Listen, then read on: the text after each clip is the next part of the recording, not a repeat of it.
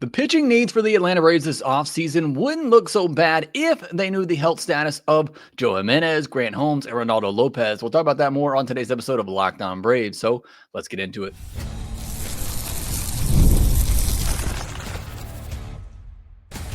You are Locked On Braves, your daily Atlanta Braves podcast, part of the Locked On Podcast Network, your team every day.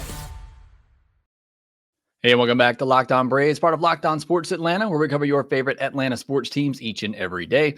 I'm your host, Jake Mastroianni. You can follow me on social media at shortstopball. Check out the podcast there at LockedOn_Braves on X, Locked On Braves on Instagram, TikTok, Facebook, wherever you get your social media. If you're watching on YouTube, please do me a huge favor. Hit that subscribe button, hit that thumbs up button, and leave us a comment down below. And if you're listening on the audio side, you can help out as well. Just do a 5-star review on Apple, Spotify, wherever you get your podcasts, and make sure that you are subscribed here to Locked On Braves, again, part of the Locked On Podcast Network, which is now the #1 sports podcast network. I thank you for joining that network and making us #1 in all podcast network. Thank you so much for your support here at Locked On Braves and across the Locked On Podcast Network that we have here. Today's episode, we're going to take a look at Reynaldo Lopez, Grant Holmes, Joe Jimenez, just how big their impact could be, not only in 2026, but in this offseason as well, and their health status, what it means for Alex Anthopoulos and the job that he has to do this offseason. What if they are just healthy? How much better do you feel about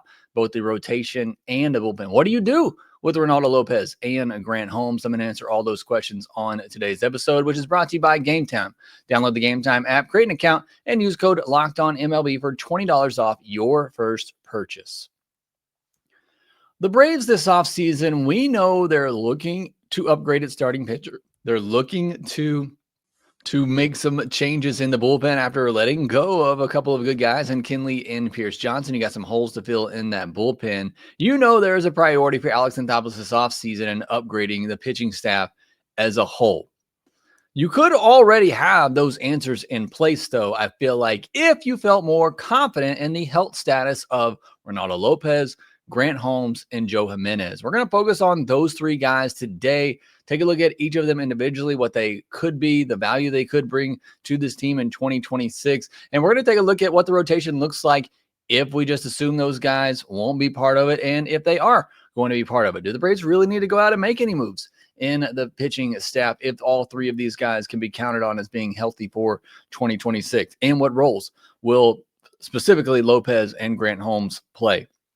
But those three guys are huge wild cards for this offseason and the job that Alex Anthopoulos has. All three can potentially be huge assets in a variety of different ways, but their injury status does make things a little bit awkward. Let's start with Reynaldo Lopez. He turns 32 on January 4th. He's making $14 million in 2025, so you're already paying him somewhat mid-rotation starter type of money this season as you move that contract around. He's only making $8 million in 2026. I don't think that's going to matter too much in the decision that they make. And just a little bit of a brief history on Reynaldo Lopez, because it's been a while since we talked about him. A failed starter early on in his career, but he did throw over 180 innings in back-to-back seasons. So he has that, in his bag, that he's been able to go deep into the season, throw a lot of innings before, but then he did transition to the bullpen in 2022 and then started to dominate in that role, specifically in 2023. The Braves signed him that offseason with the promise to give him a chance to start. Many of people, including myself, didn't really think he'd be able to make it as a starter and that he ultimately would go to the bullpen, but he proved all of us wrong. And not only did he stick in the rotation, he became an all-star. And he finished the season with an ERA under 2 at 1.99, although it was an expected ERA close to 4, so the metrics didn't necessarily buy it, but the results, are what they are. And he only threw 135 2/3 innings that season, dealing with some injuries in the second half of that season. Again, his first season going back from a reliever to a starter. So that certainly pops up some question marks. And then in 2025, he made just one start before missing the rest of the season with a shoulder injury. And you look at his injury history now over the past 2 years, which again is when you saw this transition from bullpen back to starter. Again, was a starter early on in his career, career, but then went to full-time bullpen role 22, started making that transition in 21, but pretty much in 22, 23 full-time reliever, and then went back to a starter. And then making that transition, you see these injuries start to pop up. In 2024, he missed time with forearm and shoulder injuries. That second one there, though, the real key one, because that led into, or potentially bled into, 2025. Said he made just that one start. Shoulder started bothering him again. He ended up needing to have arthroscopic surgery on that shoulder that cost him the rest of 2025. There was a thought that maybe he could be back towards the end of the season, but that was not the case, especially with where the Braves were. Just to go ahead and put this all out there, because a lot of us thought maybe Schwellenbach, Jimenez, Holmes, Lopez, maybe all these guys could potentially return at the end of the season. But with where the Braves were, there was just no point in pushing any of these guys coming back. Lopez has started throwing, though. Sounds like he's good to go for spring training and opening day. So for Reynaldo Lopez right now, things sound good, like he should be ready to go opening day. I think the big question for Lopez in particular is, what role is he going to play? Now, for Grant Holmes, turns 30 in March, still pre-arbitration eligible and under control through 2030. So Holmes is cheap and he's controlled for a long time. Former first-round pick by the Dodgers, but it took him 10 years to get that debut in the big leagues with the Braves in 2024. Looked good in that short stint, and then got an opportunity to start for the Braves in 2025 and was starting to prove himself as a mid-back rotation type of arm. He had a 3.99 ERA, but it was an expected ERA of 4.52 through 115 innings. But perhaps, again, as we try to answer this question, is it pitcher injuries are going to happen? We know that. I say it all the time. It's not a matter of if, but when with pitcher injuries. But it's two guys now in back-to-back seasons the Braves had trying to make that transition from starter to reliever. Now, Grant Holmes, like Lopez, was a starter for most of the early part of his career, and then he started to transition to the bullpen, and then the Braves transitioned him back into a starter's role. And then that next season after that, you see the injury pop up. And that's what you see with Grant Holmes, who again had started to really become a consistent 5-6 inning guy that was going to go out there and give you a quality start. And I felt like he was getting better and better as the year went on before this injury popped up. And in a start towards the end of July, he did feel something off with his elbow, and it turns out that he did have a small tear in his UCL. Important to point out here, it wasn't a full-blown UCL tear. It was just a small tear in it. And considering at the time where the Braves, not only were in the rankings all into July, maybe there was still a little bit of hope, but just in terms of where the season was, it didn't make sense for Grant Holmes to just go ahead and make a decision to get Tommy John, because whether he got the surgery then, or he even gets it now, or even if he gets it in spring training, you're missing all of 2026. So it really just made sense for him to wait things out, try to rehab it, see if it can repair itself, and then make a decision on what to do. And that's ultimately what he did. And it sounds like he's on, a good track right now. He's already been throwing. They said the velocity is back to where it was. So the update on Grant Holmes right now is that he looks on track to be ready to go in spring training. Now, we'll obviously have to see how things go once he does ramp things back up. But both for Lopez and Grant Holmes, at least as of right now, they both appear to be healthy and good to go for spring training. Now, as for Joe Jimenez, which maybe is the most worrisome of the three, Jimenez turns 31 in January. He's making $9 million in 2026 before becoming a free agency. So you're paying him good money this year and last year too to be your main setup guy. After a really good 2022 with Detroit, the Braves traded for Jimenez, giving up Justin Henry Malloy. He got off to a slow start in Atlanta, but then looked like the guy that the Braves traded for was one of their best relievers down the stretch in 2023, and then was one of their best relievers behind Iggy in 2024 with nearly 2 F4 as a setup man is pretty crazy. He had almost a 30% strikeout rate, a 2.62 ERA, and 68 2/3 innings pitched. But unfortunately, after that 2024 season, he had surgery to repair his left knee that would cause him to miss all of 2025. And again, there was hope initially that he could be back at the end of the 2025 season, but just because he did have a setback in there and with where the Braves were, there was no reason in pushing him. And then unfortunately, he had to have another cleanup this November, the November that we're in right now, to clean up that knee, which has now put the start of his 2026 season in jeopardy. So we're really not clear on Joe Jimenez right now and his health status and whether or not he'll be ready to go at least to start 2026. But even after that, there's still Joe Jimenez concerns me the most out of all three of these guys. And I think there's very real concern for all three of them. But Joe Jimenez specifically with the setbacks, and Joe Jimenez is the one it's not even the arm. It's not even the right arm, the elbow, or the shoulder that's really bothering you right now. It's the knee. But it's just because he's had setbacks coming back from this and just had to have it cleaned up again. You don't know his status for 2026. And the fact that he didn't pitch at all in 2025, you're talking about a year and a half before he steps up on a big league mound again. That's just a really huge question mark for me with Joe Jimenez. We're going to talk about this more after the break. I want to get into the ideal role for Lopez and Holmes, what it looks like if all three of these guys are healthy, and you can assume that, how it changes your perspective of this offseason. We'll get into all that here next.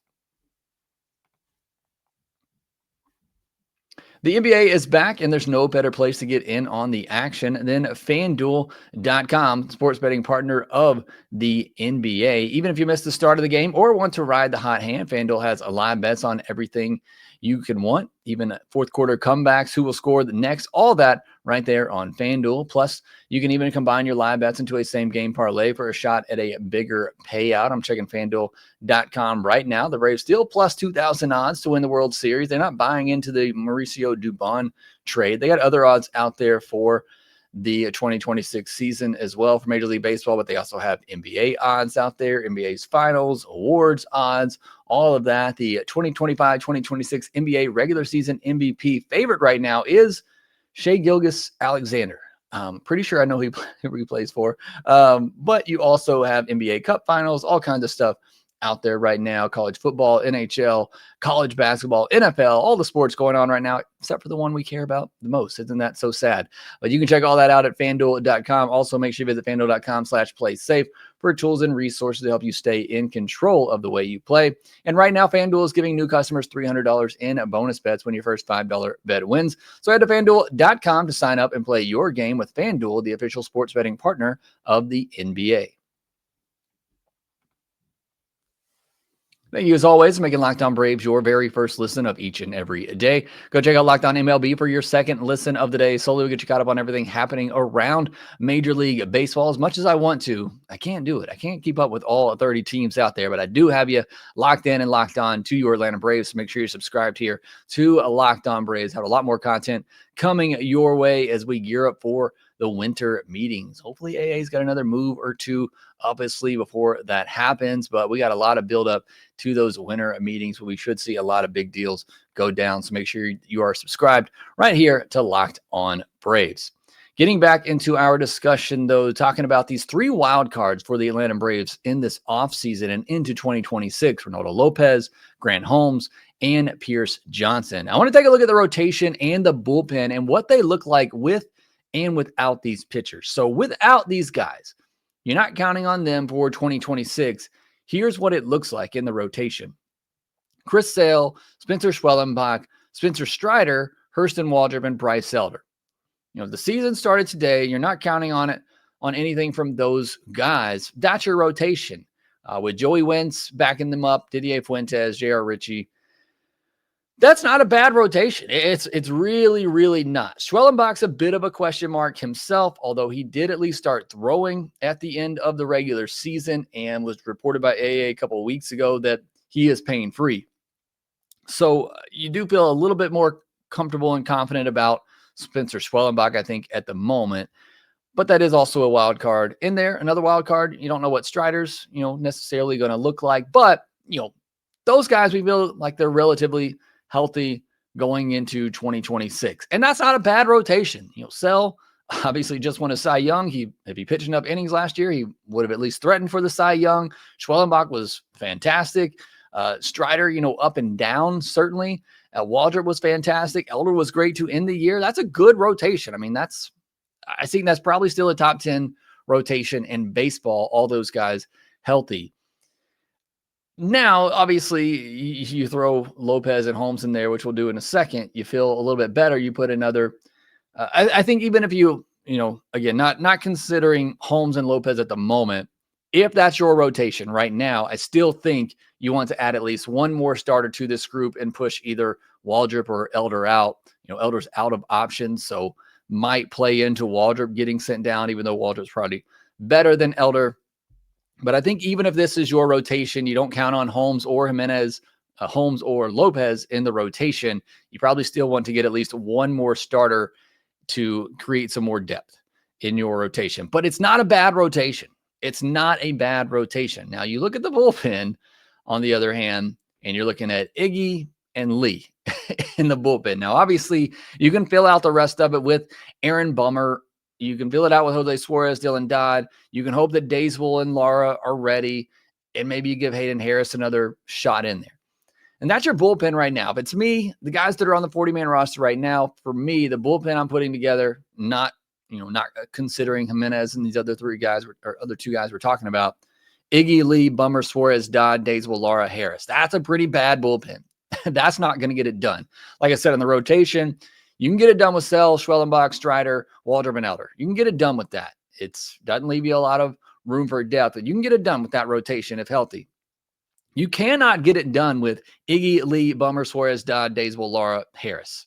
That's just not a recipe for success there in your bullpen. So for me, not counting these three wild cards we're talking about today, the bullpen is clearly the bigger issue for this Atlanta Braves team right now that needs to be addressed, which just still blows my mind that they did not pick up the options on Kinley and Pierce Johnson. Because imagine I give you this bullpen right now: Iggy, Lee, Pierce Johnson, Tyler Kinley, Bummer, Suarez, Dodd, Dayswell. It looks much, much better. And there's probably, I'm still wanting to get at least one more big upgrade in that bullpen, but it's looking much better and deeper if you throw in Kinley and Pierce Johnson in this bullpen. We got to see what they got up their sleeves the rest of the way. And they may get even better than that. Hopefully they do, if they just let those guys go for pretty fair amounts. But this bullpen would already look so much better if you had just picked up the options of Kinley and Pierce Johnson and throw them in there with Iggy and Lee and Bummer and those guys. It would look much, much better and much deeper. Now, let's assume that these three guys are healthy, that Lopez, Holmes, Jimenez were going into this season feeling very confident about their health and where they could play. So the rotation could look like this. It could look like Sell, Schwellenbach, Strider, Holmes, Waldrop, with the backup of Elder, Wentz, Fuentes, Richie. That's pretty deep. Like I said a minute ago, I think the rotation, I feel much better about the rotation than I do the bullpen. I think the bullpen is the bigger need. But to start the year, you can go Sell, Schwellenbach, Strider, Holmes, Waldrop, or Elder, or you go 6-man rotation, Waldrop and Elder in there. Again, I feel pretty good about the rotation, and that certainly gives you some more depth. Now, in the bullpen, you could go Iggy, Jimenez, Lopez, Lee, Bummer. That gives you a pretty solid 5 right there with those guys. And then you could fill it out with Dodd, Suarez, Daysbell. And again, it's still not a great bullpen, but I at least now have 4 or 5 guys that I feel pretty good in. And at that point, maybe you only need to go out and make one big bullpen move to feel much better about your bullpen. So that's how important these 3 guys are. If you assume that they're healthy and you assume that they are healthy enough to pitch like they're capable of, you really could fill out a lot of the needs that you have in your rotation and in your bullpen, to the point where if you didn't want to do anything out there, you wouldn't have to. I don't recommend it. But again, if you assume those 3 guys are healthy and you can mix and match them in the roles that you want to fill out the holes that you have in your lineup, I feel much better about this pitching staff. I feel much better about the rotation. I feel much better about the bullpen. But I am all for depth this offseason. I've said it so many times on the offensive side of things in the lineup, but the same is true on the pitching side. Injuries are coming in the rotation. The injuries that you have for Lopez and Holmes and Jimenez are both very scary for me. Not so much for Jimenez and the fact that, like I said, it's not the arm that's the issue, but the fact that he can't get this knee healthy scares me. But the injuries of Lopez and shoulder injuries can sometimes be a lot worse and scarier than elbow injuries. And if you can't get this shoulder figured out for Lopez, that's a huge problem. And for Grant Holmes, while it seems like that UCL is healed up, that's great, but you're just one flick of that curveball from it happening again and perhaps being a full tear this time, and you needing to have Tommy John and then missing all of 2026 and part of 2027. So look, that's the deal with all pitchers in today's game. They're just one overthrow. I mean, Schwellenbach started throwing harder and just fractured his elbow. Like, you just never know with pitchers, and they're all very much subject to becoming injured and missing an entire season or a good chunk of time. That's just a day and age that we live in with pitchers. But I think those all have a high relativity of happening again, of creeping back up and happening again. And that's scary. But if you want to think optimistically, if you can count on those three guys and you're just lining it up on paper, you're not considering injuries in the offseason.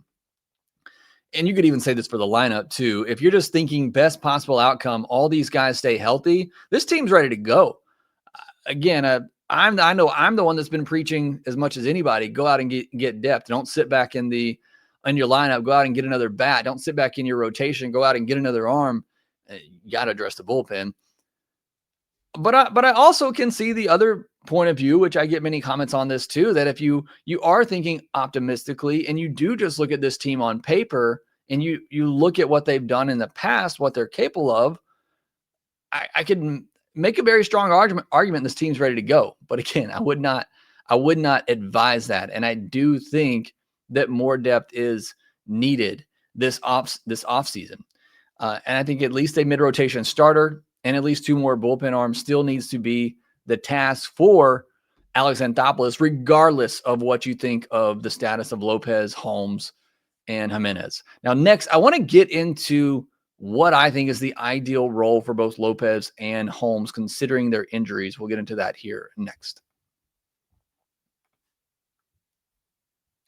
NFL season is here, and honestly, there's nothing better than being in the stadium surrounded by fans cheering on your team. But let's be honest, getting tickets can be a hassle between queues, login screens, and prices jumping at checkout. It's frustrating. That's why I use Game Time, the app that gives the advantage back to fans. Game Time is fast, easy, and backed by the Game Time guarantee. You'll always get 100% authentic tickets delivered on time and at the best price. Plus, all fees are included, so the price you see is the price you pay. Maybe you're like me and you don't care to sit out in cold weather to watch football this time of year. Maybe you want to do an indoor activity. You got the NBA, college basketball season, and they do other events as well, like concerts. You can see all that right there in the Game Time app. Get you some great deals, but once baseball season does come back around, you're going to want to use Game Time. It's what I use whenever I'm getting ready to go to a Braves game. It's super easy to use. I love there's no surprise. The price you see there, that's the price it's going to be once you get to the checkout screen. And what's great for baseball season too, you got some of those old stadiums like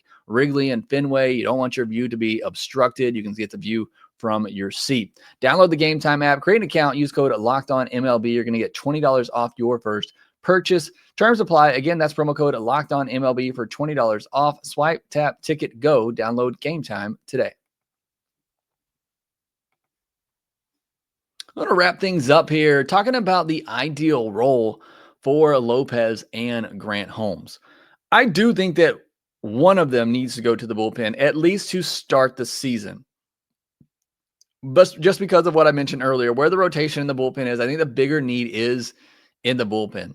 So I think one of these guys at least needs to go to the bullpen to start the season. And then, a need arises. Like I said, somebody's going to get injured at some point. You could insert them back into rotation if needed.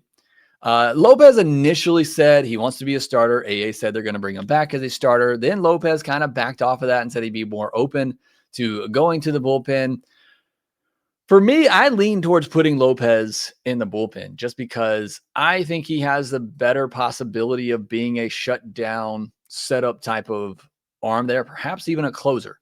As a guy that if he went back to the bullpen and he's throwing more 97s, 98s with that slider, that's generally a really good mix for the bullpen. I mean, Grant Holmes can throw that same thing, and he's only 1 mile per hour difference as a starter. So perhaps Grant Holmes has that ability, but we've seen it from Reynaldo Lopez. So for me, I lean towards Lopez going to the bullpen to start the season. Now we can argue, is it better for a pitcher to throw, 11, 12 innings over a 10-day stretch, or to throw, 3 or 4, big time innings, airing it out over a 10-day stretch? I tend to lean towards bullpen, being able to protect them more in the bullpen than as a starter. So that's why Lopez, with his shoulder injuries, again, both of them are scary injuries. But for Lopez, for me, just because I think the potential he has in the bullpen and that shoulder injury does scare me. I don't think Holmes, well, again, he does spin the ball a lot. It's a, curveball, it's slider, and it's fastball, can sit 94, 95. That, there certainly is a big risk. There's risk with both of these guys, but I don't think I think Holmes can be more of a pitcher. I think he can mix and match his pitches a little bit and doesn't have to be quite as overpowering. Whereas I think for Lopez, he's got to have the velo on the fastball, and he's got to be able to break off that slider. I think Holmes has the ability to be a little bit more finesse, to have a little bit more finesse in his pitching and be more solid there in the rotation. And I just think Lopez has the bigger upside in the bullpen. So for me, I'm putting Lopez in the bullpen. I'm putting Holmes in the rotation to start the year. If I need to eventually transition Lopez back, then I do that. But that's how I would handle it. Or I go with a 6-man rotation, which might be what I prefer anyway. And you can put both of those guys in the rotation. It does leave you one arm short in the bullpen. But I think either way, I think a 6-man rotation is going to make a lot of sense for the Braves this year. And that's where it may lead you to put, with an 8-man or with a 7-man bullpen at that point, carry Dodd and Suarez and have a lot of guys that can throw multiple innings for you if needed. And so, again, I think they probably go with a 6-man rotation. I think they should, because I think they should find another arm, another start of this offseason, and go with a 6-man rotation anyway, knowing that at some point, one of those guys is going to get hurt, and you can bump back down to a 5-man rotation. You can also mix and match that. You can handle and control the innings of Holmes, Lopez, and Spencer Schwellenbach coming back from injury. So I just think it makes more sense that way. But let me know what you think in the comment section down below. A little bit of news from over the weekend. The Braves did sign Brewer Hicklin to a minor league deal, turns 30 in February from Huntsville, so my state here in Alabama, and went to UAB. And so before I had kids, I watched a lot of UAB baseball. I guess it was close to me. Brewer Hicklin is the best player I've ever seen come through UAB, especially in terms of athleticism. Guy could just do it all. Was just one of those athletes. So I've always liked Brewer Hicklin, and I've kept up with his career. Hasn't really been able to stick at the big league level, but 95 games last year, mostly at AAA. He slashed 221, 318, 403 with a 94 WRC plus, 16 home runs and 25 steals, a 10.4% walk rate, but a 31% strikeout rate. He's gotten into 10 big league games, just 2 for 12 with 9 strikeouts. Does have 2 stolen bases, can play all 3 outfield spots. And if he's still as good out there as he was when I was watching him back in college, he can handle all 3 outfield spots well defensively. This just feels like this year's version of Carlos Rodriguez, which did get picked up by the Padres, so he's no longer in the Braves system. And I think Brewer Hicklin just kind of fills that role that, if there's an emergency, here's a guy in Brewer Hicklin. Now, I do think Hicklin has the ability. He has more power than Rodriguez and is a better base stealer. And like I said, at least from what I remember watching this guy in college several years ago, was a really good defender in the outfield and just really athletic. So I think he has the ability to play that Eli White role if you needed to. Like, say you needed to move Eli White into an outfield spot if somebody got injured. I think you bring up Hicklin, put him on the bench, and he could serve that same role as a pinch runner, defensive replacement. So I think that's ultimately what Brewer Hicklin could be for this team in 2026. Some other news from around Major League Baseball. The Cubs signed Phil Maton to a 2-year deal with a 3rd-year option. I've always liked Maton, but he goes to the Cubs here. Royals signed Jonathan India for a 1-year, $8 million deal. The Rangers non-tendered Adolis Garcia. I've already had several of you reach out to me saying, should the Braves go get Adolis? You'd asked me 2-3 years ago. I'd have said absolutely. And it's not just because Adolis has regressed the last couple of years, but the offensive style that I think they're trying to go to now just doesn't fit where the Braves are and with what Adolis is, and the kind of 3 true outcomes type of guy, big power, a lot of swing and miss. So I just don't have really any interest in Adolis. I get it. It's another good arm in right field. It's another guy with big power. And like I said, 2-3 years ago, yeah, because that's what this lineup was built around. I'd have been all for it. But just for where this Braves offense seems to be moving, no thanks on Adolis Garcia. Ryan Helsley getting interest this offseason as a starter. I don't think he's ever going to come to the Braves anyway, but thought that was very interesting after what happened to him with the Mets. I mentioned already Padres snatched up Carlos Rodriguez, so the Braves already kind of replaced him with Hicklin. And then the Diamondbacks signed catcher James McCann for $2.75 million. So that is your move. And as we're wrapping things up here, we got breaking news. The New York Mets and Texas Rangers are finalizing a trade that would send second baseman Marcus Semien to the Mets and outfielder Brandon Nimmo to the Rangers. So that's interesting. And the Braves also re-signed Joel Payamps. So a bit of breaking news here towards the end of the podcast. That's very interesting for the Mets. And you wonder if that's the money move for the Rangers, who it sounded like they were wanting to get out of some money. I never thought the Corey Seager thing was going to happen anyway, but this might be more of what the Rangers try to do to get out from some of that money. Obviously it's going to, going to the Mets. So that does affect the division a little bit. I'm not scared of the Mets with Marcus Semien, to be quite honest with you. Nimmo had a full no trade clause, so he had to approve this deal. So Nimmo maybe wanting to get out of New York. I'm be honest, I'm glad we don't have to see Brandon Nimmo anymore. I think I'd rather see Semien than Nimmo at this point. Don't get me wrong. I mean, Semien's a good player. It's just it doesn't. Obviously, the Mets are going to do more this offseason, but it doesn't strike a lot of fear in me that the Mets went out and got Marcus Semien. So, again, some late breaking news here on the podcast. The Mets trading for Marcus Semien, giving up Brandon Nimmo in the deal, and the Braves re-signing Joel Payamps to add more depth. They signed him to a one-year, $2.25 million deal. So, doesn't say whether or not it is going to be a major league deal or not, but $2.25 million, I would think, unless that's some sort of split contract situation there. Maybe that's one of your answers in the bullpen right there. We'll have to see once we get more on that. That'll do it for this episode, though. We had a big episode, a lot happening today. Thanks so much for joining me. As always, hit that subscribe button, hit that thumbs up button, leave me a comment down below. Make sure that you rate, review, and subscribe to Locked On Braves podcast wherever you get your podcast, and we will talk to you next time.